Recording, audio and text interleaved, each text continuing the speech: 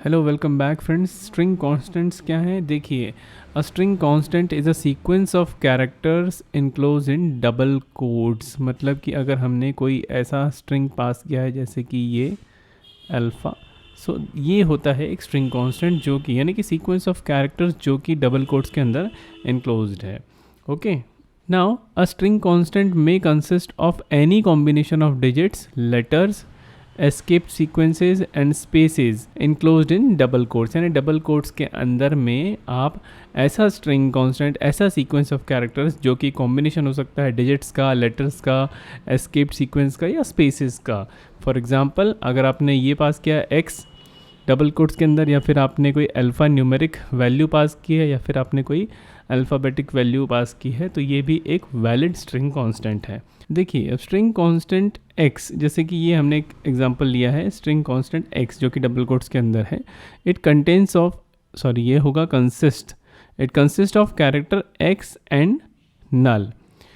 यानी कि जब भी आप कोई स्ट्रिंग कांस्टेंट डिफाइन करते हैं, जैसे कि हमने ये डिफाइन किया x, तो ये बाय डिफ़ॉल्ट कंपाइलर के द्वारा नल कैरेक्टर से टर्मिनेट हो जाता है। यानी कि इसका मेमोरी रिप्रेजेंटेशन कैसा होगा? कुछ इस तरह से, एक में आएगा x और ये टर्मिनेट होगा नल से, कुछ इस तरह से। ओके, नाउ एक note, a string constant and a character constant both are different. यहाँ पर आप देखिए एग्जांपल में, एक स्ट्रिंग कांस्टेंट मतलब जैसा कि हमने अभी देखा, ये एक हो गया स्ट्रिंग कांस्टेंट। ओके, और कैरेक्टर कांस्टेंट वो होता है जो कि सिंगल कोट के अंदर में हम स्पेसिफाई करते हैं।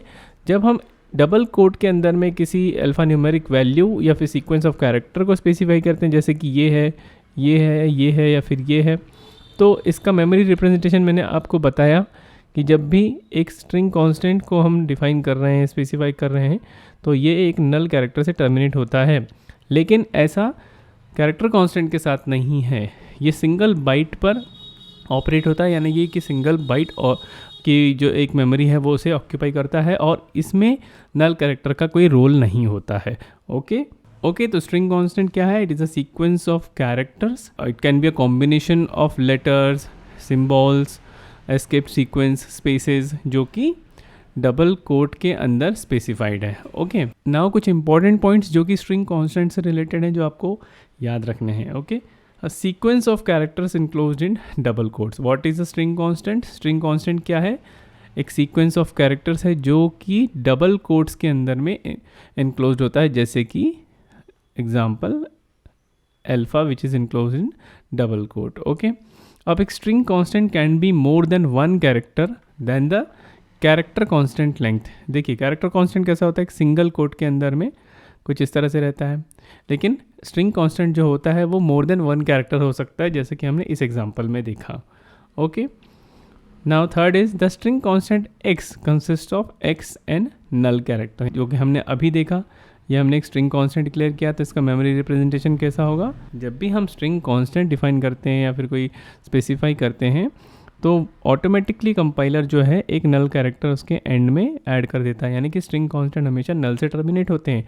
सिमिलरली, ये जो हमने अल्फ़ा यहाँ पर डिफाइन किया था, इस अल्फ़ा का मेमोरी रिप्रेजेंटेशन कैसा होगा? मैंने क्या बताया कि जब भी हम कोई स्ट्रिंग कांस्टेंट डिफाइन करते हैं तो वो नल कैरेक्टर से टर्मिनेट होता है। ओके, तो क्या होगा? A L P H A और एक नल कैरेक्टर। तो इस तरह से जब भी आप कोई स्ट्रिंग कांस्टेंट डिफाइन करते हैं तो कंपाइलर ऑटोमेटिकली उसमें नल कैरेक्टर को ऐड कर देता है। Next point is a single string constant occupies 2 bytes while a character constant occupies 1 byte. कैसे?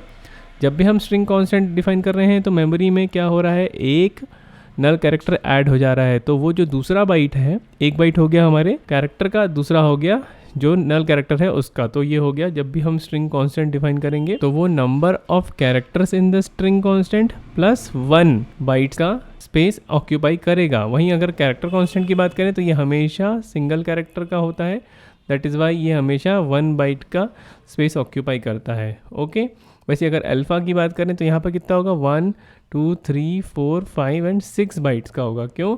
है तो ये 5 कैरेक्टर्स का, लेकिन क्योंकि ये स्ट्रिंग कांस्टेंट है, दैट इज़ वाई इसमें यहाँ पर हम लास्ट में ऑटोमेटिकली एक नल कैरेक्टर ऐड हो जा रहा है, दैट इज़ वाई इसका साइज़ होगा 6 बाइट्स। ओके, नाउ फाइनली जो मैं आपको बताते आया हूँ कि every string constant terminates with null character, लेकिन ये चीज़ कैरेक्टर कांस्टेंट के साथ नहीं है। ओके, तो हर स्ट्रिंग कांस्टेंट जो है वो नल कैरेक्टर से टर्मिनेट होता है। ओके, तो ये है स्ट्रिंग कांस्टेंट से रिलेटेड सारे इंपॉर्टेंट पॉइंट्स, ये आपको याद रखने हैं।